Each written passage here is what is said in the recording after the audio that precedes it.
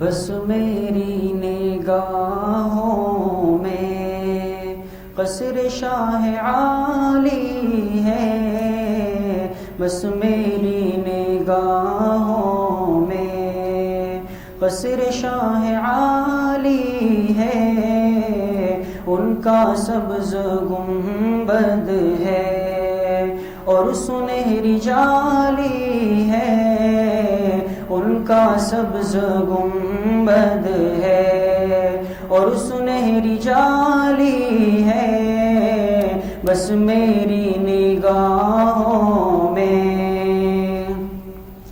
آپ کی تجلی سے ہر کوئی مجلا ہے، آپ کی تجلی سے، آپ کی تجلی سے ہر کوئی مجلا ہے، ذات مصطفیٰ کی بھی روشن نرالی ہے، ذات مصطفیٰ کی بھی روشنی نرالی ہے، ان کا سبز گنبد ہے اور سنہری جالی ہے، امت محمد کی عظمتوں کا کیا کہنا، امت محمد کی، امت محمد کی عظمتوں کا کیا کہنا، کوئی ابو حنیفہ ہے اور کوئی غزالی ہے، کوئی ابو حنیفہ ہے اور کوئی غزالی ہے، ان کا سبز گنبد ہے اور سنہری جالی ہے، بس میری نگاہوں میں حضرت سمیہ نے راہ حق میں جا دے کر، حضرت سمیہ نے، حضرت سمیہ نے راہ حق میں جا دے کر ساری ماں بہنوں کی آبرو بچا لی ہے، ساری ماں بہنوں کی آبرو بچا لی ہے، ان کا سبز گنبد ہے اور سنہری جالی ہے، بس میری نگاہوں میں اے حلیم دائی تو کتنی خوش مقدر ہے، اے حلیم دائی تو، اے حلیم دائی تو کتنی خوش مقدر ہے، تیری گود کا بچہ دو جہاں کا والی ہے، تیری گود کا بچہ دو جہاں کا والی ہے، ان کا سبز گنبد ہے اور سنہری جالی ہے، بس میری نگاہوں میں قصر شاہ عالی ہے، بس میری نگاہوں میں قصر شاہ عالی ہے، ان کا سبز گنبد ہے اور سنہری جالی ہے، ان کا سبز گنبد ہے اور سنہری جالی ہے، بس میری نگاہوں میں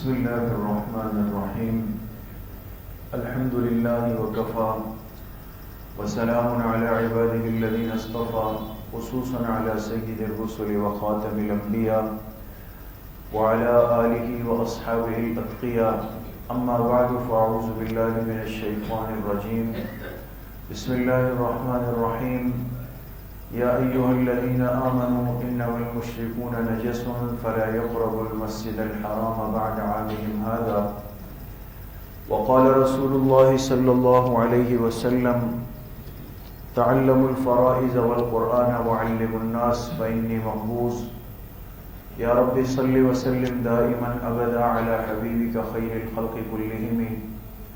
تمام حضرات ایک مرتبہ محبت و عقیدت سے درود شریف پڑھنے. اللهم صل على محمد وعلى آل محمد كما صليت على إبراهيم وعلى آل إبراهيم إنك حميد مجيد. اللهم بارك على محمد وعلى آل محمد كما باركت على إبراهيم وعلى آل إبراهيم إنك حميد مجيد. میرے انتہائی قابل قدر دوستوں، بھائیوں اور بزرگوں، الحمدللہ آج اس مبارک سلسلے کی سیرت طیبہ کی 53ویں مجلس میں اللہ پاک نے ہم سب کو حاضری نصیب کی ہے. اللہ تبارک و تعالی آپ سب کے اس آنے کو، اس بیٹھنے کو، سننے اور سنانے کو اپنی بارگاہ عالیہ میں قبول فرمائے اور ہم سب حاضرین و حاضرات کے ظاہر اور باطن کی اصلاح کا ذریعہ بنائیں. جناب نبی کریم صلی اللہ علیہ وسلم کی کل مبارک زندگی اس فانی دنیا میں وہ 63 سال پر مبنی ہے. 63 سالہ مبارک زندگی کو تقسیم کیا گیا ہے 3 حصوں میں. پہلا حصہ آپ کی زندگی کا وہ ہے جو آپ کی ولادت سے لے کر آپ کی بعثت یعنی نبوت ملنے تک کا ہے، اور یہ پہلا حصہ اس کی کل مدت کتنے سال ہے؟ 40 سال. یہ نبوت سے پہلے کا حصہ ہے. دوسرا حصہ ہے جو آپ کی بعثت سے لے کر آپ کی ہجرت یعنی مدینہ طیبہ تشریف لے جانے تک کا ہے، اور اس دوسرے حصے کی کل مدت کتنے سال ہے؟ 13 سال. 40 اور 13 یہ 53 سال کی زندگی آپ کی مکی زندگی کہلاتی ہے. تیسرا حصہ وہ ہے جو آپ کی ہجرت سے لے کر آپ کی وفات تک دنیا سے تشریف لے جانے تک ہے، اور اس تیسرے حصے کی کل مدت کتنے سال ہے؟ 10 سال. اس 10 سالہ زندگی کو جو آپ کی اس دنیا میں زندگی کا آخری حصہ ہے، اس کو مدنی دور کہا جاتا ہے. مدنی دور، اس کی کل مدت کتنے سال ہے؟ 10 سال. مدنی دور کے 10 سالوں میں آپ علیہ الصلوۃ والسلام نے جو اصل محنت، اصل کام، اصل فکر کی ہے وہ ہے ایک اسلامی معاشرہ اور ایک اسلامی ریاست کو آپ نے قائم فرمایا. مدینہ طیبہ یہ پہلی اسلامی ریاست تھی اور پہلی اسلامی حکومت تھی جو دنیا کے نقشے پر قائم ہوئی. مدنی دور کے جو 10 سال ہے اس کو پھر تقسیم کیا گیا کتنے مرحلوں میں؟ 3 مرحلوں میں. مدنی دور کے 3 مراحل.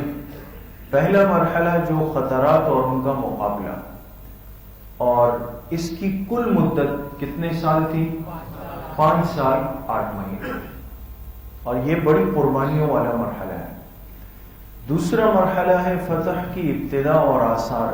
یہ صلح حدیبیہ سے شروع ہوتا ہے، اور اس مرحلے کی کل مدت کتنی ہے؟ 1 سال 11 مہینے. تیسرا اور آخری مرحلہ جس پہ ہماری بات چل رہی ہے، اس میں فتح کی تکمیل اور آثار، اور یہ شروع ہوا فتح مکہ سے، اور اس مرحلے کی کل مدت کتنی ہے؟ 2 سال 6 مہینے. اور اب الحمدللہ ہماری بات تیسرے مرحلے کے بھی بالکل آخری مراحل میں آ چکی ہے. آپ حضرات نے سنا کہ حضور علیہ الصلوۃ والسلام نے مکہ مکرمہ فتح کیا، وہاں سے واپس آئے، اور واپس آتے ہی آپ ایک غزوے پر تشریف لے گئے. اس غزوے کا نام کیا تھا؟ غزوہ تبوک پہ.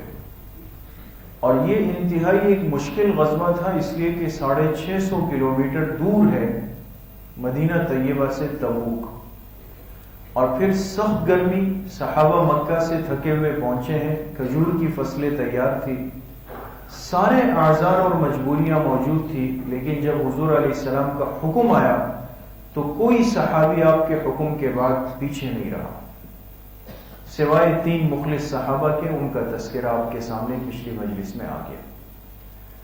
بہرحال آپ علیہ السلام 30,000 کا لشکر لے کر گئے، لیکن اللہ کی شان کہ کفر پر ایک ایسا نفسیاتی دباؤ پڑا کہ لاکھوں کا لشکر بلقا نامی مقام سے ہی واپس چلا گیا، لڑائی کی نوبت ہی نہیں آئی اور تمام صحابہ محفوظ رہے۔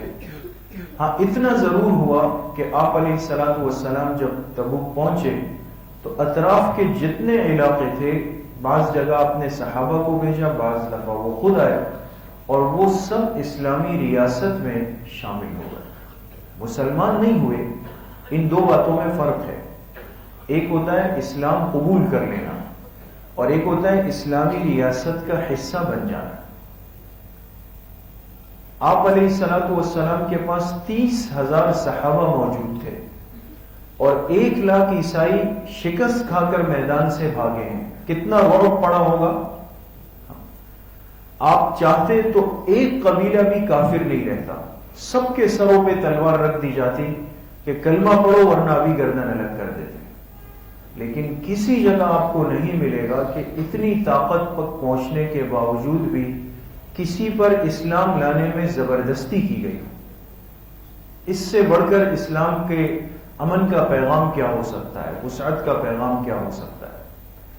تو اسلامی ریاست میں بہت سارے علاقے شامل ہو گئے اور انہوں نے ٹیکس دینے کو قبول کر لیا، ٹیکس دینے کو، جس طرح ایک ہمارا اسلامی ملک ہے، یہاں کی بہت ساری چیزوں سے ہم سب فائدہ اٹھا رہے ہیں، ہمارے ساتھ عیسائی بھی ہے، ہندو بھی ہے، کرسچن بھی ہے اور دوسرے طبقات بھی ہے، وہ بھی فائدہ اٹھاتے ہیں۔ مسلمان اپنے مال کی سالانہ زکوٰۃ دیتے ہیں، صدقہ فطر دیتے ہیں، زمینوں کا عشر دیتے ہیں، اور کافروں پر جو شریعت نے حکم لگایا وہ کس چیز کا ہے؟ وہ جزیہ ہے، ٹیکس جس کو کہتے ہیں۔ اور اس ٹیکس کے لینے کا مقصد کوئی اپنی ذات پر استعمال کرنا نہیں، بلکہ حکومت کی ذمہ داری ہے کہ یہ لے کر کے پھر اسی عوام پر اور ان کی سہولیات پر اس سب کو خرچ کر دیا جائے۔ تو بہرحال تیسرا مرحلہ فتح کی تکمیل آثار 2 سال 6 مہینے، پورے جزیرۃ العرب میں اسلام کا غلبہ ہو گیا اور سب سمجھ گئے کہ اب آخری پیغمبر کا کوئی بھی مقابلہ نہیں کر سکتا، ان کے ساتھ یقیناً کوئی غیبی طاقت، مدد اور نصرت شامل ہے۔ جو مشن جناب نبی کریم صلی اللہ علیہ وسلم لے کر دنیا میں تشریف لائے، اب مدنی دور کا 9واں سال شروع ہو رہا ہے اور آپ اپنے مشن کی تکمیل فرما رہے ہیں۔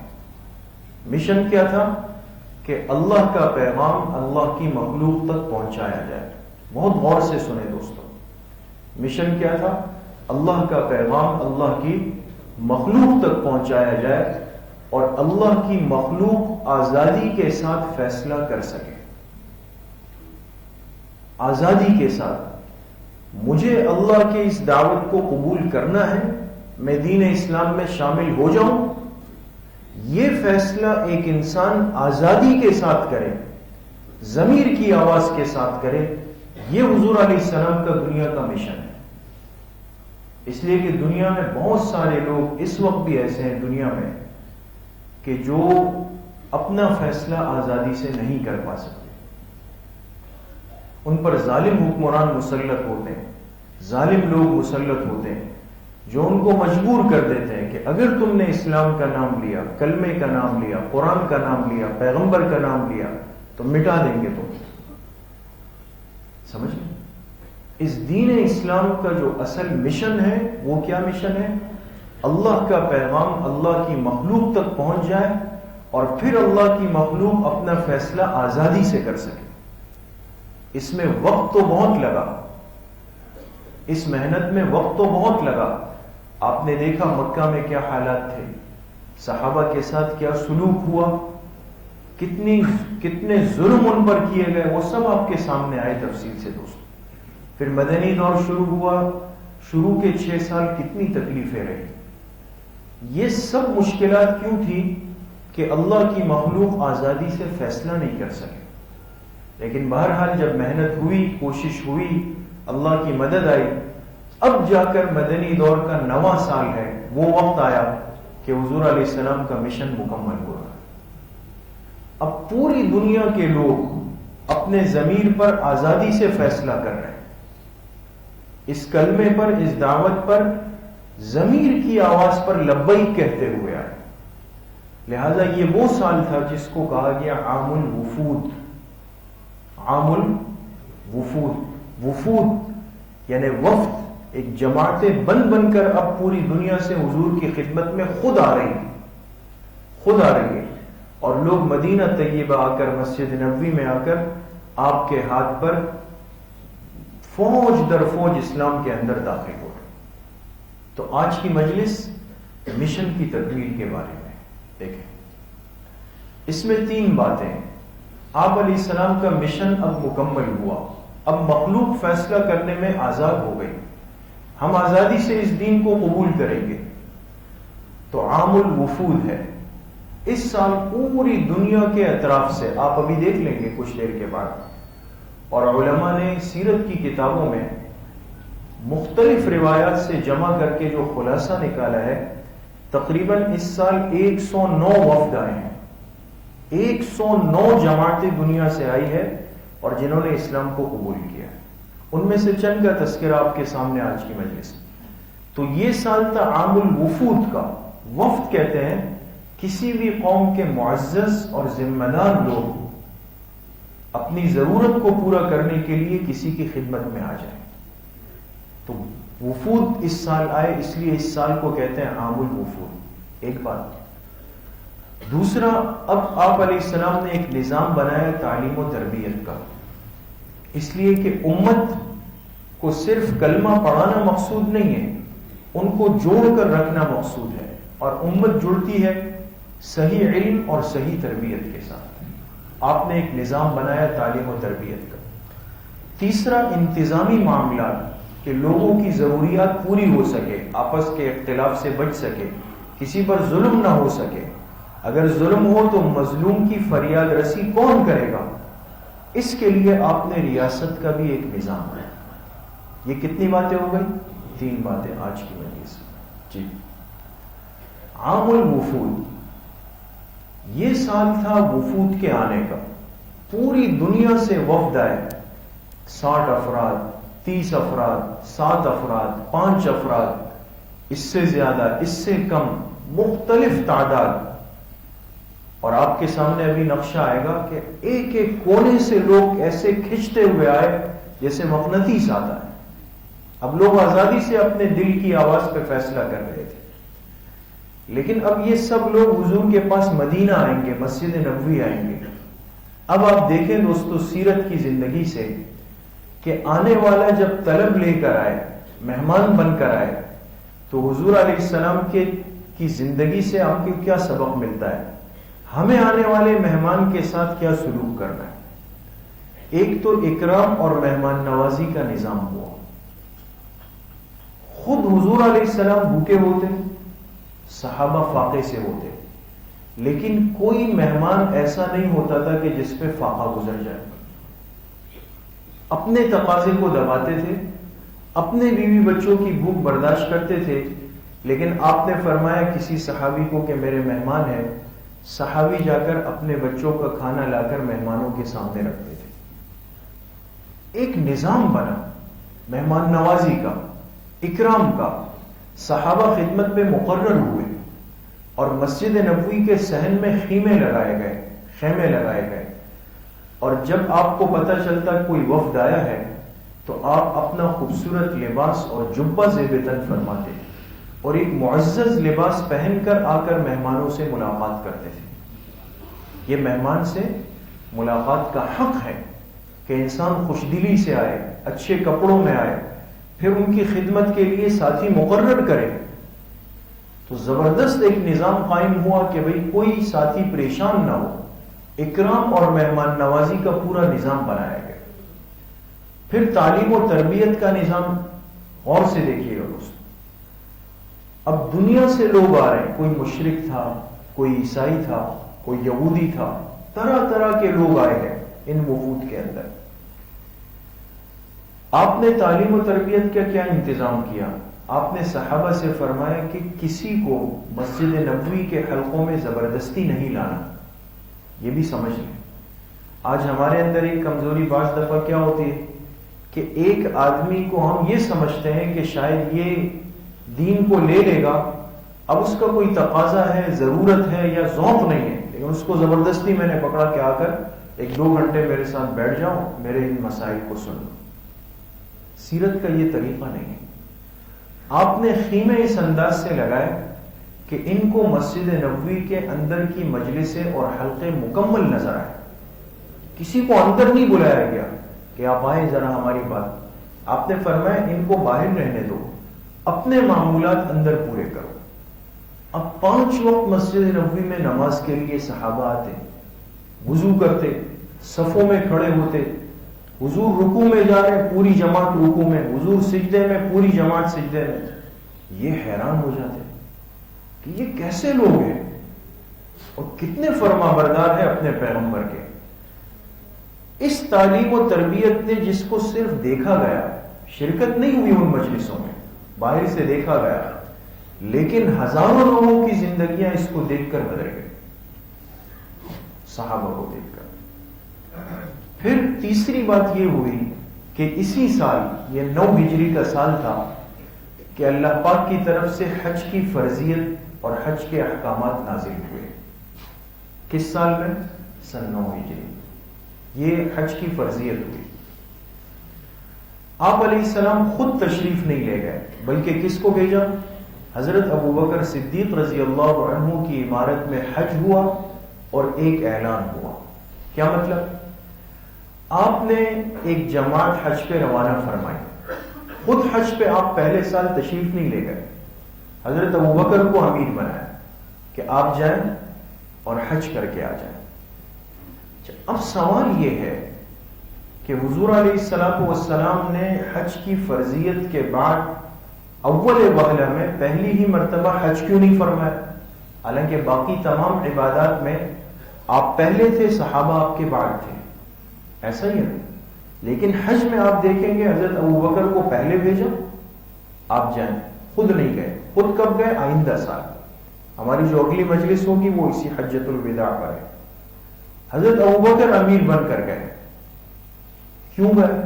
اس کی 2 وجوہات تھی، دیکھیں غور سے دیکھیں۔ حضور علیہ السلام کے خود حج پر نہ جانے کی وجہ 2 باتیں۔ پہلی بات، وفود کی کثرت سے آمد ہو رہی تھی، پوری دنیا سے جماعتیں آ رہی تھی اسلام قبول کرنے کے لیے، مدینہ کی ریاست کو دیکھنے کے لیے۔ آپ نے فرمایا یہ میرے پاس آ رہے ہیں دین کو قبول کرنے، دین کو سیکھنے، یہ آئے اور میں موجود نہ ہوں، ان کا دل بھی ٹوٹے گا، اور ممکن ہے کہ کوئی ہدایت کے ارادے سے آیا ہو اور پھر محروم ہو جائے۔ اس سے ایک نقطہ علماء نے نکالا، بعض دفعہ کیا ہوتا ہے، میزبان غائب ہے، میزبان چلے گئے، مہمان آ کے بیٹھ گئے۔ بہت سارے ایسے سادہ لوگ ہوتے ہیں، ان کو پتہ بھی ہوتا ہے کہ ظہر کے بعد یا مغرب کے بعد یا عشاء کے بعد یا کل مہمانوں نے آنا ہے، خود کہیں چلے گئے کام پہ، سفر پہ، اور کہا بھی ان کو کھانا وغیرہ کھلا دینا، یہ کر دینا، وہ کر دینا۔ خود میزبان صاحب غائب ہو گئے، مہمان آ کے بیٹھ گئے۔ یہ مہمان کی مہمان نوازی کے خلاف ہے۔ اور حضور کی زندگی کو دیکھے، حج فرض میں آپ نے حضرت ابوبکر کو بھیج دیا، فرمایا آپ چلے جائیں، یہ میرے مہمان آئیں گے، یہ میری وجہ سے آ رہے ہیں، اور آئیں اور میں موجود نہ ہوں، ان کا دل ٹوٹے گا۔ آپ نے فرمایا پہلے سال آپ خود تشریف نہیں لے گئے، حضرت ابوبکر کو بھیج دیا، اس لیے کہ وفود کثرت سے آ رہے تھے۔ ایک بات۔ دوسری اہم بات یہ تھی کہ مروجہ حج کا سلسلہ چل رہا تھا۔ مروجہ حج سمجھتے ہیں آپ نے سنا ہوگا کہ حج کا تو ایک سلسلہ زمانے جاہلیت سے تھا، مشرکین بھی حج کرتے تھے، اس کا تذکرہ قرآن کریم میں بھی ہے، لیکن ان کا حج کا جو طریقہ تھا وہ ظاہر سی بات ہے کہ دین اسلام سے بالکل ہٹ کر تھا۔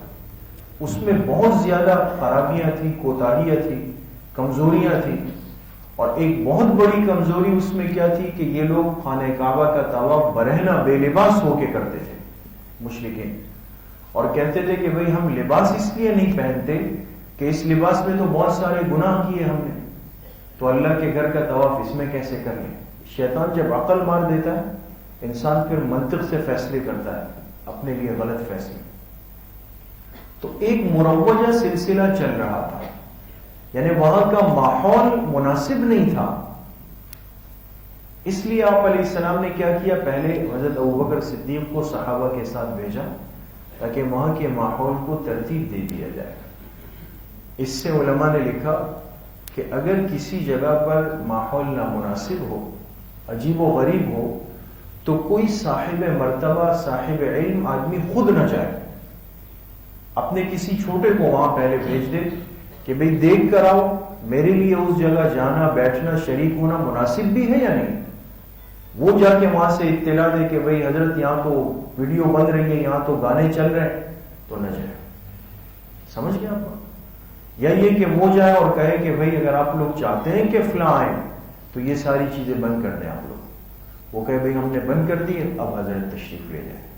بعینی ہی اسی طرح ہوا، آپ نے صحابہ کو بھیجا کہ جا کر جو کمزوریاں ہیں اس کی اس سال اصلاح کر لو، یہ بے لباس طواف ختم کر دو، مشرکین کی آمد بند کر دو، اگلے سال پھر ہمارے لیے حج پر آنا آسان ہو جائے۔ تو مروجہ حج کا سلسلہ تھا، لہذا آپ نے حضرت علی رضی اللہ عنہ کو پیچھے روانہ فرمایا۔ کن کے پیچھے؟ حضرت ابوبکر، وہ تو پہلے چلے گئے۔ وہ چلے گئے اور کہاں تک پہنچ گئے؟ مینا تک۔ ابھی آپ کے سامنے آئے گا، مینا میں 3 جمرات ہیں نا، 3 شیاطین، جمرہ اولا، وسطیٰ اور عقبہ، جو بڑا شیطان جس کو کہتے ہیں۔ وہاں تک حضرت ابوبکر پہنچے تھے کہ پیچھے سے آواز آئی کہ علی آ رہے ہیں۔ وہ شروع سے نہیں تھے، آپ ٹھہر گئے حضرت ابوبکر صدیق رضی اللہ عنہ۔ جب حضرت علی آئے آپ نے فرمایا علی کیا تمہیں امیر بنا کر بھیج دیا گیا تو میں عمارت چھوڑ دوں تمہارا مامور بن جاؤں؟ فرمایا نہیں، امیر تو آپ ہیں، حضور نے مجھے امیر نہیں بنایا، امیر آپ ہیں، لیکن مجھے ایک اعلان کرنے کے لیے بھیجا ہے۔ کیا اعلان ہوا؟ آج کے بعد کوئی مشرک اور برہنہ طواف نہیں کرے گا۔ یہ اعلان کہاں پر ہوا؟ مینا میں۔ کہاں پر ہوا؟ مینا میں اعلان، اور کیا کس نے؟ حضرت علی رضی اللہ عنہ۔ اب ایک سوال ذہن میں اٹھ سکتا ہے کہ یہی بات تو آپ حضرت ابوبکر رضی اللہ عنہ سے فرما دیتے کہ بھئی حج پہ جا رہے ہو، یہ اعلان بھی کر دیں۔ آپ کو سیرت سے ایک سبق ملے گا کہ حضور علیہ الصلوۃ والسلام نے اپنے مشن میں، اپنے کام میں، اپنے ماحول کی بھرپور رعایت رکھی۔ جزیرۃ العرب کے اندر ایک مزاج چلا ہوا آ رہا تھا کہ کوئی بھی اہم اعلان جو کیا جائے یا تو ذمہ دار آدمی خود کرے یا اس کا کوئی قریبی رشتہ دار کرے۔ سمجھ؟ تو حضور علیہ السلام تو خود تشریف نہیں لا رہے تھے، لہٰذا آپ نے کس کو بھیجا؟ حضرت علی جو آپ کے چچزاد بھائی بھی تھے، داماد بھی تھے، اس مزاج کو سامنے رکھ کر تاکہ لوگ سمجھ جائیں کہ واقعی یہ کوئی صحیح اعلان ہو رہا ہے۔ تو حضرت علی نے آ کر یہ اعلان فرمایا، اور اب آئندہ کے لیے وہ ماحول صاف ہو گیا، اس لیے حضور علیہ الصلوۃ والسلام آئندہ سال پھر حج پر تشریف لے آئے۔ دوسری بات یہاں سے بالکل واضح طور پہ سمجھ آتی ہے کہ آپ نے حج جیسے اہم عمل میں جہاں خود نہیں گئے تو اپنی جگہ امیر نائب کس کو بنا کر بھیجا؟ حضرت ابوبکر صدیق۔ اور آپ حضرات دیکھیں گے جب حضور علیہ السلام دنیا سے تشریف لے جانے کا وقت آیا، آخری 17 دن کے قریب نمازیں کس نے پڑھائی؟ حضرت۔ آپ دنیا کو سمجھا رہے تھے، ذہن بنا رہے تھے کہ میرے بعد میری نائب اور جانشینی کا حق اگر کسی کو حاصل ہے اور کوئی بن سکتا ہے تو وہ کون ہے؟ حضرت ابوبکر صدیق۔ ایک ذہن سازی ہو رہی تھی، اس لیے کہتے ہیں نا حضرت علی رضی اللہ عنہ سے کسی نے پوچھا، جب حضرت ابوبکر خلیفہ بن گئے تو حضرت علی سے کسی نے پوچھا کہ علی حق تو آپ کا بنتا تھا، آپ حضور کے چچزاد بھی ہیں، بنو ہاشم بھی ہے اور حضور کے داماد بھی ہے، آپ نہیں بنے خلیفہ؟ تو حضرت علی نے کیا فرمایا کہ بھئی ہم نے حضور کی زندگی میں دیکھا کہ آپ نے اپنے مسلح پر ابوبکر کو کھڑا کر دیا تھا، ہمارے دین کا امام ابو بکر کو بنا دیا، اور جب آپ دنیا سے چلے گئے تو ہم نے اپنی دنیا کا امام بھی ابو بکر کو بنا دیا۔ سمجھ گئے تھے کہ یہی اس کے صحیح حقدار جانشین ہے۔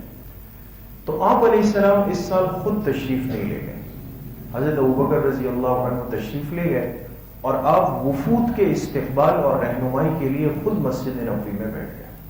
دیکھیں، اب آپ دیکھیں وہ جگہ جہاں بیٹھ کر آپ علیہ السلام عام طور پہ آنے والے دنیا بھر کے وفود سے ملاقات کیا کرتے تھے۔ ایک خاص ستون تھا مسجد نبوی کا جس کو کہتے تھے اسطوانۃ الوفود، اسطوانۃ الوفود، اور اس کو اسطوانہ عائشہ بھی کہا گیا ہے۔ یہ آپ دیکھیں، یہ لکھا ہوا ہے نمبر 8۔ روضہ مبارکہ کا یہ ایک نقشہ ہے پرانا۔ روضہ مبارکہ اس طرف ہے، یہاں سے اگر آپ ستون شمار کریں گے تو یہ 8 نمبر کا جو ستون ہے، یہ کون سا ستون ہے؟ اسطوانۃ الوفود بنے گا، جہاں بیٹھ کر آپ نے وفود سے عام طور پہ ملاقات کی جی۔ اور یہ وہ دروازہ ہے جہاں اب دروازہ بن گیا، جس کو اسطوانۃ الوفود، وہ ستون کے درمیان کے اندر ایک دروازہ بنا دیا گیا، یہاں بیٹھ کر آپ علیہ الصلوۃ والسلام ملاقات فرمایا کرتے تھے۔ دیکھیں، اور یہ اس کی بالکل جدید تصویر ہے۔ یہ ایک دروازہ ہے جس کو باب الوفود بھی کہتے ہیں، اسطوانۃ الوفود بھی کہتے ہیں، جہاں آپ علیہ السلام وفود سے ملاقات فرمایا کرتے تھے جی۔ اب یہ مدینہ طیبہ ہے، اور آپ حضرات نے سنا کہ دنیا بھر سے وفود جماعتیں بن بن کر آئی اور آپ سے ملاقات کی، اسلام کے اندر داخل ہوئے۔ کہاں کہاں سے آئے؟ دیکھیں، پہلا وفد آیا ثقیف، یہ طائف کا علاقہ ہے ثقیف، اس سے 6 افراد آئے، 6 افراد کا وفد آیا۔ اور کیسے آیا؟ یہ قصہ بھی بڑا عجیب ہے۔ یہاں ایک صحابی تھے ثقیف قبیلے کے، ان کا نام تھا عروہ ابن مسعود ثقفی رضی اللہ عنہ۔ یہ جب مسلمان ہوئے تو یہ اپنی قوم میں گئے، یہ طائف کا علاقہ ہے ثقیف، یہاں پہ عرب کا ایک مشہور بت تھا جس کو لات کہتے تھے، لات، لام الف تا۔ جب عروہ ابن مسعود مسلمان ہو کے گئے تو انہوں نے قوم سے کہا کہ دیکھو یہ بت پرستی شرک ہے، یہ کچھ نہیں کر سکتا۔ تو قوم ان پہ ٹوٹ پڑی، اتنا مارا کہ عروہ ابن مسعود ثقفی شہید ہو گئے رضی اللہ عنہ۔ اب شہید تو ہو گئے، مار تو دیا ان کو، لیکن ظاہر سی بات ہے اب پہلے جیسے حالات نہیں تھے۔ حالات میں جب فرق آتا ہے تو گرم دماغ ٹھنڈے ہو جاتے ہیں۔ اب انہوں نے دیکھا کہ ہم نے آخری پیغمبر کی جماعت کا ایک آدمی مار تو دیا، لیکن ان سے تو پوری دنیا ڈر رہی ہے، اب ہم کیا کریں گے؟ اب سر جوڑ کے بیٹھ گئے، تو انہوں نے طے کیا کہ 6 آدمی جائے مدینہ طیبہ اور ان سے ملاقات کر کے معافی تلافی کر کے آئے۔ یہ آئے اس نیت سے، اللہ کی شان۔ لیکن جب یہ 6 آدمی حضور علیہ السلام کی خدمت میں پہنچے، وہاں کا ماحول، وہاں کا اکرام، مہمان نوازی دیکھی تو بہت زیادہ متاثر ہوئے، اور 6 کے 6 افراد جو آئے تھے وہ مسلمان ہو گئے، اسلام کے اندر داخل ہوئے۔ اچھا، ان میں ایک 5 تو بڑی عمر کے تھے، ایک بالکل نوعمر لڑکا تھا، اس کا نام تھا عثمان ابن ابو العاص رضی اللہ عنہ۔ یہ اتنے چھوٹے تھے کہ جب 5 آدمی حضور کی خدمت میں جاتے تو ان کو چھوڑ دیتے کہ بھئی تم اونٹوں کا خیال رکھو، ان کو نہیں لاتے کہ یہ چھوٹے ہیں۔ لیکن یہ اتنے ذہین تھے کہ جب وہ لوگ شام کو واپس آتے تو یہ بچہ حضور کے پاس چلا جاتا۔ اب حضور صحابہ کو قرآن کی نئی آیتیں اتری ہے، قرآن بتا رہے ہوتے تو یہ سیکھتے تھے۔ چند دن رہے، لیکن چند دنوں میں عثمان ابن ابو العاص نے قرآن کریم کا بہت بڑا حصہ سیکھ لیا۔ اب جب یہ 6 آدمی واپس جانے لگے تو کہا کہ ہم میں سے ایک کو امیر بنا دیں، تو آپ نے فرمایا کہ عثمان ہے تو سب سے چھوٹا، لیکن علم اور قرآن میں سب سے زیادہ ہے، لہذا یہ تمہارا امیر بنے گا۔ قرآن کریم سے ایسی عزتیں ملتی ہے دوستو، جو قرآن سے جڑتا ہے۔ پھر عمر کو نہیں دیکھا جاتا، قرآن کی عزت اپنے آپ کو ثابت کرتی ہے۔ یہ امیر بن گئے اور یہ اپنی قوم کے پاس واپس چلے گئے، اور جا کر سب سے زیادہ محنت عثمان ابن ابو العاص نے کی ہے۔ تقریباً پورا ثقیف کا قبیلہ ان کی دعوت پر مسلمان ہوا ہے، عثمان بن عفان۔ اچھا، جب حضور علیہ السلام دنیا سے تشریف لے گئے تو مختلف علاقوں سے ارتداد کی خبریں آئیں کہ لوگ نعوذ باللہ مرتد ہو رہے ہیں، اور اسی ثقیف کے لوگوں نے بھی ارادہ کیا کہ بھئی آپ پیغمبر تو چلے گئے، اب کیا ہوگا؟ تو قریب تھا کہ دوبارہ مرتد ہوتے یہ عثمان ابن ابو العاص آئے، جمع کیا اور کہا کہ تم اسلام لانے میں سب سے پیچھے ہو، سب سے پیچھے ہو، سن 9 ہجری میں تم مسلمان ہوئے ہو، ایک تو اتنی دیر سے اسلام لائے اور اب کفر میں جانے میں اتنی جلدی کر رہے ہیں۔ بھرپور محنت کی تو سب کا ایمان محفوظ ہوا ان کی محنت کی وجہ سے۔ تو یہ ثقیف کے 6 افراد آئے اور 6 کے 6 مسلمان ہوئے۔ جی، یہ ہے حضرت کعب ابن زہیر رضی اللہ عنہ، یہ اکیلے آئے۔ کہاں سے آئے؟ یہ مکہ سے آئے۔ ان کا واقعہ بڑا دلچسپ، یہ زمانے جاہلیت کے بہت بڑے شاعر ہیں، طلبہ ساتھی بیٹھے ہیں میرے تو وہ جانتے ہیں کہ عرب کے مشہور شاعروں میں حضرت کعب ابن زہیر رضی اللہ عنہ کا نام آتا ہے، لیکن جب تک اسلام میں نہیں آئے تھے تو ساری زندگی کفر کی، حضور کی گستاخی میں اشعار کہے، حضور کی بے ادبی میں اشعار کہے، تھے غضب کے شاعر۔ تو جب تک کفر میں تھے تو وہ سلسلہ کیا۔ کعب اور ان کے بھائی تھے، ان کا نام تھا بجیر، یہ دونوں کافر تھے۔ جب حضور علیہ السلام فتح مکہ سے واپس گئے، تبوک فتح ہو، سب کچھ ہو گیا، تو پہلے تو بجیر جا کے مسلمان ہو گئے، کعب بھاگ گئے۔ بجیر نے اپنے بھائی کعب کو خط لکھا اور کہا دیکھو کعب، اگر جان بچا سکتے ہو تو جزیرت العرب سے نکل جاؤ، ورنہ نہیں بچو۔ اور میرا مشورہ یہ کہ آخری پیغمبر ہیں، سچے پیغمبر ہیں، اگر تم چاہو تو آ کر تسلی کر لو اور اسلام میں داخل ہو جاؤ۔ لیکن انہوں نے زمانہ شرک میں حضور کی اتنی بے ادبی کی تھی کہ صحابہ بالکل ان کی تلاش میں رہتے تھے، کعب ہاتھ آئے اور ہم اس کو قتل کر دیں۔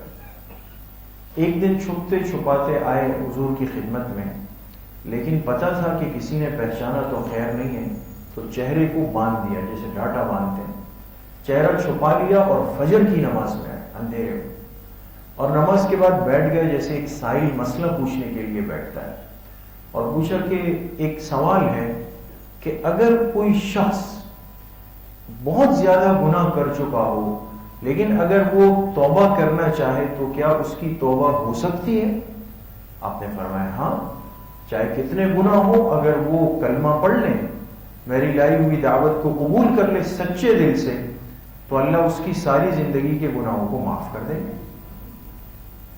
جب یہ فرمایا تو انہوں نے اپنے چہرے سے وہ نقاب ہٹایا اور کہا کعب آپ کی خدمت میں آیا ہے اور توبے کے لیے آیا ہے، توبے کے لیے آیا ہے۔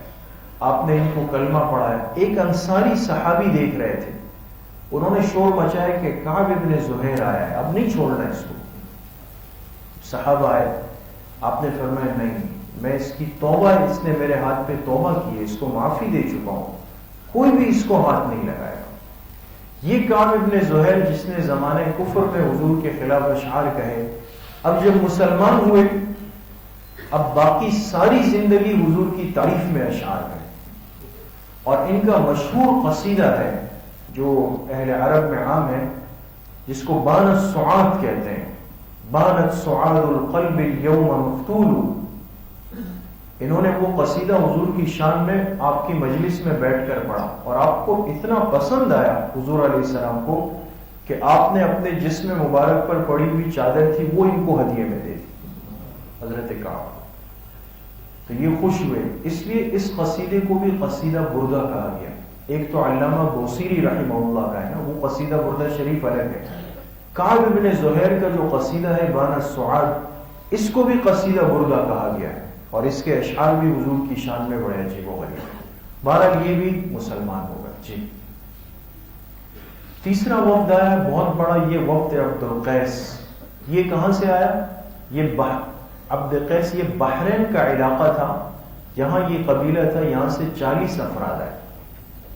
یہ آئے، یہ لوگ جب پہنچے، ان کے امیر تھے، اس کا نام تھا اشج، اس امیر کا نام اشج تھا، اور یہ بہت ذمہ دار آدمی، اس لیے کہتے ہیں جب یہ لوگ پہنچے تو سب حضور کے دیکھنے اور ملاقات کی شوق میں کھڑے ہوئے اونٹوں سے چلانگے لگائے سب نے، اور بھاگ کر مسجد نبوی میں گئے کہ آخری پیغمبر کی زیارت کریں۔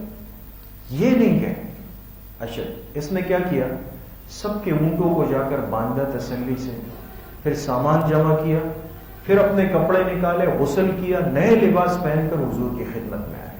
جب داخل ہوئے آپ نے فرمایا ان فیک لخصلتین یحبہم اللہ الحلم والانات، فرمایا تم وہ شخص ہو جس کی دو عادتیں ایسی ہے جو اللہ کو بھی پسند ہے، ایک الحلم بردباری ہے، والانات اور ٹہراؤ، جلد بازی نہیں ہے اس آدمی کے مزاج میں، ٹہراؤ ہے، بردباری ہے، لہذا آپ نے ان کی تعریف فرمائی۔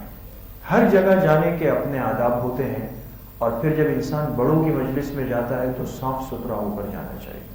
یہ وفد آیا اور مسلمان ہو کے یہ پھر واپس گیا۔ جی یہ وفد نجران، یہ سورہ آل عمران میں ان کا قصہ ہے۔ یہ عیسائیوں کا علاقہ تھا نجران، یہ دیکھیں کافی دور، یہ پورا علاقہ عیسائی تھا، یہاں سے 60 آدمی آئے، اور عام نہیں، ان کے بڑے بڑے پادری جو عیسائیت کا علم رکھتے تھے، انجیل کا، وہ حضور سے ملنے آئے کہ دیکھیں آخری پیغمبر کیا کہتے ہیں۔ آئے کہا کہ آپ کی دعوت کیا ہے؟ آپ نے فرمایا کہ لا الہ الا اللہ پڑھ لو، پر پھر کیا ہوگا؟ آپ نے فرمایا تم مسلمان ہو جاؤ گے۔ کہا ہم تو پہلے سے مسلمان، ہم تو ایک پیغمبر کو مانتے ہیں۔ یہ کیا بات ہوئی کہ جو آپ کو مانے وہ مسلمان ہے، اور جو عیسیٰ علیہ السلام کو مانے تو وہ مسلمان نہیں ہوگا؟ باقاعدہ ایک بحث شروع کی، اور آپ علیہ السلام نے ان کو اتنے خوبصورت انداز سے سمجھایا کہ مان گئے۔ لیکن ایک اشکال، کہا کہ بھئی عیسیٰ علیہ السلام دیکھیں بغیر والد کے پیدا ہوئے، تو یہ تو بتا رہی ہے کہ ان کی کوئی الگ شان ہے، اس لیے ہم ان کو اللہ کا بیٹا کہتے ہیں۔ انہوں نے کہا کہ وہ بغیر والد کے پیدا ہوئے۔ اس موقع پر سورہ آل عمران کی آیت نازل ہوئی، ان مثل عیسیٰ عند اللہ کمثل آدم۔ خیر یہ مطمئن نہیں ہوئے اس بات پر، اور کہا کہ نہیں بھائی یہ بات ہماری سمجھ میں نہیں آتی۔ تو آپ نے فرمایا پھر اس کا ایک ہی حل ہے، تم بھی آؤ میں بھی آتا ہوں میدان میں، اور پھر اللہ سے دعا مانگتے ہیں، جو برحق ہوگا وہ بچے گا، اور جو حق پر نہیں ہوگا اس کو اللہ ہلاک کر دے گا۔ اس کو کہتے ہیں شریعت کی اصطلاح میں مباہلہ۔ مباہلہ یہ عام آدمی کے لیے جائز نہیں۔ مباہلہ یہ ہوتا ہے کہ ایک آدمی کہے کہ آؤ میدان میں، اب اللہ سے مانگتے ہیں کہ اللہ ہم دونوں میں سے جو سچا ہے وہ باقی رہے، اور جو جھوٹا ہے وہ ہلاک ہو جائے۔ یہ ہر آدمی نہیں کر سکتا، یہ بڑے لوگوں کے کام ہے۔ آپ نے فرمایا کل نکلیں گے، انہوں نے کہا نکلیں گے۔ جب کل کا دن ہوا، یہ لوگ آنے لگے، آپ علیہ السلام اپنے ساتھ حضرت علی، حضرت فاطمہ، حضرت حسن حسین رضی اللہ عنہم اجمعین جو اہل بیت تھے، ان کو لے کر آپ روانہ ہوئے۔ تو جب ان کے علماء نے دیکھا کہ یہ میدان میں آ رہے ایسے چمکتے ہوئے چہرے، تو لوگوں سے کہا دیکھو یہ بات تو سچی ہے کہ یہ سچا آخری پیغمبر ہے، اور جاؤ گے میدان میں تو زندہ نہیں آؤ گے، آسمان سے آگ آئے گی سب کو جلا دے گی، لہذا اب بھی وقت ہے توبہ کرو۔ سمجھ گئے؟ پھر حضور علیہ السلام کے پاس آئے اور آپ کے ہاتھ پہ اسلام کو قبول کیا انہوں نے۔ پھر جب جانے لگے تو کہا کہ ہمیں ایک معلم دے دیں، لیکن معلم وہ جو امین ہو۔ امین جانتے ہیں؟ امانت دار۔ آپ نے فرمایا صبر کرو۔ پھر آپ نے فرمایا بلاؤ حضرت ابو عبیدہ، تو حضرت ابو عبیدہ ابن الجراح رضی اللہ عنہ، اس لیے ان کا لقب پتہ ہے کیا اس امت کا؟ امین هذه الامہ۔ اس امت کے امین کون ہے؟ ابو عبیدہ ابن الجراح۔ یہ ان کے ساتھ پھر روانہ ہوئے۔ جی یہ ایک وقت آیا، یہ بنو حنیفہ، اس کے 17 افراد، یہ یمامہ کا علاقہ ہے، یہ بنو حنیفہ انتہائی سرکش قسم کے لوگ، 17 آدمی آئے، اور ان میں ایک آدمی تھا مسیلمہ جو مشہور ہے مسیلمہ کذاب کے نام سے، اور حضور علیہ السلام کے بعد جن لوگوں نے نبوت کے جھوٹے دعوے کیے یہ ان میں سر فہرست ہے. تو یہ خناس اس کے دماغ میں پہلے سے تھا. یہ 17 افراد کے ساتھ مسلمہ بھی آیا. 16 آدمی مسجد نبوی گئے, یہ خیمے میں باہر بیٹھ گئے. کہا میں نہیں جاتا ہوں. انہوں نے آ کے حضور سے کہا, آپ نے فرمایا میں چلا جاتا ہوں. آپ خود تشریف لائے, اس سے ملاقات کی. اس نے بہت اکڑ اور تکبر سے بات کی اور کہا کہ کیا آپ عرب کے پیغمبر بننا چاہتے ہیں تو پھر عجم کا پیغمبر میں بن جاؤں, اور زمین تقسیم ہوگی, آپ یہاں کے میں وہاں کا. آپ نے فرمایا ان الارض للہ یورثها من یشاء من عباده. زمین کی تقسیم میں اور آپ نہیں کرتے, زمین کی تقسیم اللہ پاک فرماتے ہیں. تمہاری نبوت مسلم نہیں ہو سکتی اس لیے کہ میں اللہ کی طرف سے پیغمبر ہوں. خیر, یہ اسی طرح تکبر میں رہا اور بغیر اسلام قبول کیے ہوئے یہ واپس گیا. بعض روایات میں ہے کہ اس نے اس مجلس میں اسلام قبول کر بھی لیا تھا, لیکن بہرحال اس کے دماغ میں ایک بری بات بیٹھی ہوئی تھی.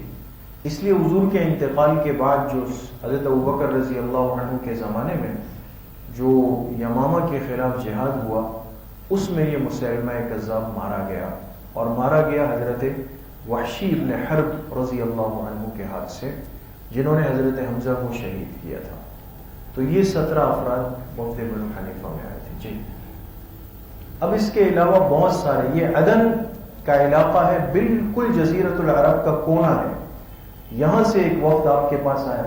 آگے یہ معارب کا علاقہ ہے جہاں قوم سبا, سورہ سبا قرآن کریم میں تذکرہ ہے, جہاں کے لوگ آئے. جی, یہ صنعاء یمن سے آئے. جی, یہ حضرموت عرب کا بڑا مشہور علاقہ ہے. آج کل عرب بہت سارے حضرمی لکھتے ہیں اپنے آپ کو, یہ اسی علاقے کے ہیں. جی, یہ موہرا کا علاقہ ہے, یہاں سے آئے. جی, یہ باہلہ کے علاقے سے آئے. جی, یہ بنو ثعلبہ کے علاقے سے آئے. جی, بنو طیب یہ مشہور قبیلہ ہے, یہ اہل علم لوگ تھے, علم دوست, یہ لوگ آئے. جی, یہ بنو اسد کے لوگ آئے. جی, یہ تیمہ عرب کا مشہور علاقہ ہے, یہاں کے لوگ آئے. جی, یہ معان کے علاقے سے لوگ آئے آپ کی خدمت میں. یہ عقبہ کے علاقے سے آئے. پوری دنیا سے اگر آپ دیکھیں, یہ مسجد نبوی میں آپ اس مرکز میں بیٹھے ہوئے ہیں, پوری دنیا سے جماعتوں کی جماعتیں بن کر آئی اور اسلام کے حلقہ ارادت میں داخل ہو گئے. اس لیے اس سال کو عام الوفود کہا گیا. اب یہ دیکھیں, یہ وہ حج کا نقشہ ہے. آپ حضرات نے دیکھا کہ حضرت ابوبکر صدیق رضی اللہ عنہ گئے, اور کہاں پہنچ گئے؟ مینا میں.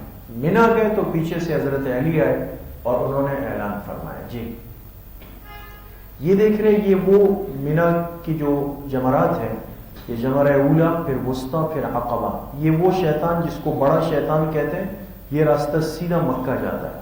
یہاں حضرت ابوبکر پہنچے تھے کہ حضرت علی آئے اور پھر یہاں سے اعلان ہوا.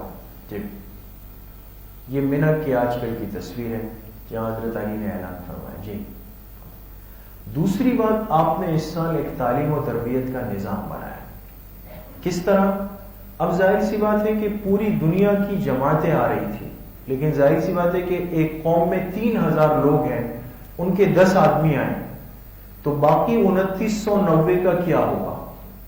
تو آپ نے صحابہ سے مشاورت کی, باقاعدہ جماعتیں طے ہوئی کہ صحابہ اکرام جائیں گے اور مختلف علاقوں کے اندر وہ دین اسلام کی دعوت بھی دیں گے اور ان کو اعمال کا صحیح طریقہ بھی سکھائیں گے. آپ دیکھیں گے اس میں بہت تفصیل ہے. حضرت عمرو ابن العاص ہے, عبداللہ ابن عمر ہے, عبداللہ ابن مسعود ہے, عبداللہ ابن عباس ہے, اور حضرت معاذ رضی اللہ عنہ. ان کا تو بڑا عجیب و غریب ہے. جب ان کو آپ علیہ السلام نے بھیجا تھا یمن, حضرت معاذ یہ یمن جائے, جب یہ نکلے آپ ان کے ساتھ ساتھ گئے. مدینہ سے باہر ایک جگہ تھی جہاں آپ رخصت کرتے تھے, وہاں آپ نے حضرت معاذ کو نصیحتیں کی جو سننے کے قابل ہے. بہرحال بہت تفصیل ہے اس میں. آپ نے فرمایا معاذ جب تم جاؤ گے تو ایک بات یاد رکھو کہ دیکھو دنیا کی رغبت میں مبتلا مت ہونا, سادہ زندگی گزارنا. پھر فرمایا معاذ یاد رکھو جس قوم کے پاس جاؤ پہلے کلمہ سکھاؤ, پھر نماز سکھانا, اور پھر ان کو روزہ سکھانا، پھر زکوٰۃ سکھانا، پھر ان کو حج کی ترتیب سکھانا. پھر فرمایا دیکھو معاذ، کبھی تنگی پیدا مت کرنا لوگوں کے لیے، آسانیاں پیدا کرو. اس لیے مجھے اللہ پاک نے آسانی والا پیغمبر بنا کر بھیجا ہے. پھر فرمایا معاذ یاد رکھنا، تم ایک وقت آئے گا واپس آؤ گے لیکن مجھ سے نہیں مل سکو گے، پھر تمہارا گزر میری قبر پر سے ہوگا. تو یہ فرمایا حضرت معاذ بھی روئے، آپ علیہ السلام بھی روئے. مختلف جماعتیں بہرحال پوری عرب کے مختلف علاقوں میں. اس کے ساتھ ساتھ آپ نے معلمین اور دعات، یہ دو کام ایک ساتھ ہونے، علم اور دعوت، دونوں محنتیں امت پہ ضروری ہے. ان کو دعوت دے کر تیار کیا جائے اور جب وہ تیار ہو جائے پھر ان کو صحیح علم منتقل کیا جائے. اس لیے معلمین کی بھی جماعتیں بنی، جو صحابہ اہل علم حضور کے قریب رہے تھے وہ بھی تیار ہوئے، اور جو دعات تھے دعوت دینے والے وہ بھی تیار ہوئے. اس لیے مختلف صحابہ دنیا میں گئے. عبداللہ ابن مسعود رضی اللہ عنہ کے بارے میں آتا ہے کہ جب حضرت عمر کا زمانہ آیا بعد میں، تو کوفہ کے لوگ آئے کہ ہمیں کوئی معلم چاہیے. تو آپ نے فرمایا کون؟ کہا عبداللہ ابن مسعود. عبداللہ ابن مسعود تو بنیاد تھے، کوئی بھی تیار نہیں تھا کہ یہ جائے. تو حضرت عمر نے فرمایا کوفہ والوں سے کہ مجھے عبداللہ کی ضرورت تم سے زیادہ ہے مدینہ میں، لیکن میں اپنے اوپر تمہیں ترجیح دے رہا ہوں، تم ان کو اپنے ساتھ لے جاؤ. پھر یہ کوفہ گئے اور ان سے جو علم اللہ پاک نے امت کو منتقل کیا. بہرحال تعلیم و تربیت کا ایک پورا نظام آپ نے بنایا تاکہ امت کی صحیح نہج پر اصلاح ہو سکے. اس کے بغیر یاد رکھے امت میں جوڑ پیدا نہیں ہو سکتا ہے. جی، تیسری اور آخری بات، آپ نے ریاست کا ایک نظام بنایا. یہ انتظامی امور کہلاتے ہیں. انتظامی امور. اب مثال کے طور پہ آپ کے علاقے میں اسکول ہو، مدارس ہو، دعوت کا عمل ہو، سب چیزیں ہوں، لیکن اگر حالات خراب ہو، سڑکیں ٹوٹی ہوئی ہو، گٹر کا پانی نکلا ہوا ہو، چور چکاری عام ہو، لوٹ مار عام ہو، تو سارا تعلیم و تربیت کا نظام اسی جگہ رک جائے گا. ایسا ہے یا نہیں؟ اس کو کہتے ہیں نظام ریاست. ریاست کا ایسا نظام اتنا مضبوط کہ کوئی غلط آدمی سر نہیں اٹھائے. اگر غلط سر اٹھائے گا تو یاد رکھیں مسجدیں بھی ویران ہوں گی، تعلیم گاہیں بھی ویران ہوں گی، اور حلال تجارت کی جگہ بھی ویران ہو جائیں گی. ریاست کا نظام کس طرح؟ ایک تو امرا مقرر کی، امیر بنایا آپ نے. اب دیکھیں دین اسلام کی جو اصطلاح ہے وہ امیر کی ہے. ہم اپنی اصطلاحات بنا لیتے ہیں کہ بھئی یہ گورنر ہے، یہ فلاں ہے، یا یہ وزیر اعلیٰ ہے، یہ وزیر فلاں ہے، کچھ بھی ہو، لیکن یہ بہرحال جا کر ایک شاخ ضرور بنے گی کس کی؟ امیر کی. مسلمانوں میں، اسلام میں تصور کس کا ہے؟ امیر کا ہے. امیر کا ہے. آپ نے عمرہ مقرر کیے، اور کیسے مقرر کیے؟ ایسے نہیں کہ جس نے کہا مجھے بنائے تو بنا دیا، یا آپ نے رشتہ داروں کو نہیں. عمارت کا ایک معیار تھا، ایک معیار. تین چیزیں امیر بنانے میں آپ علیہ السلام سامنے رکھتے تھے.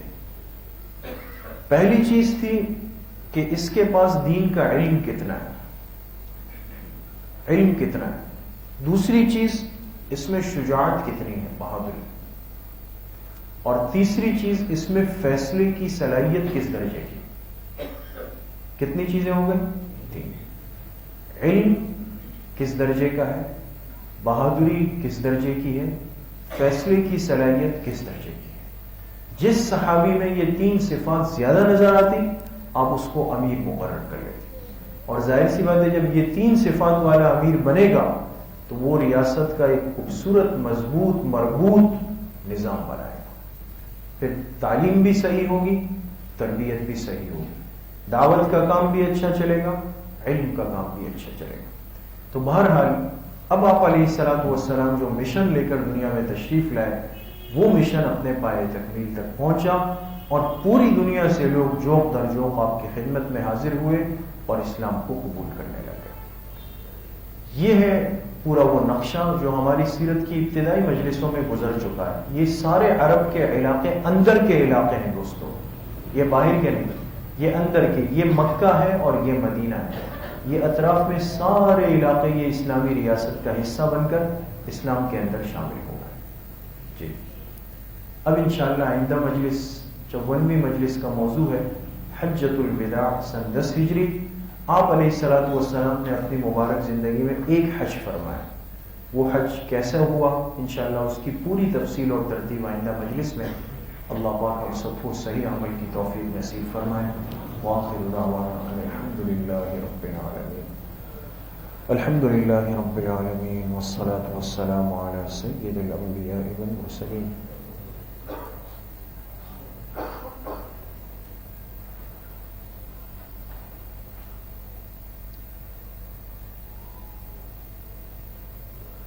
وصلی اللہ وسلم علی نبینا محمد وآلہ وصحبہ اجمعین برحمتہ.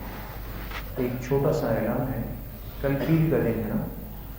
کل انشاءاللہ پیر کے دن عشاء کی نماز کے بعد ہمارے ہاں انشاءاللہ بیرون سے ایک عالم تشریف لائیں گے. ان کا بیان ہے، اہم بیان ہے انشاءاللہ کل عشاء کے بعد. تمام حضرات سے درخواست ہے کہ اہتمام سے شرکت کریں. السلام علیکم.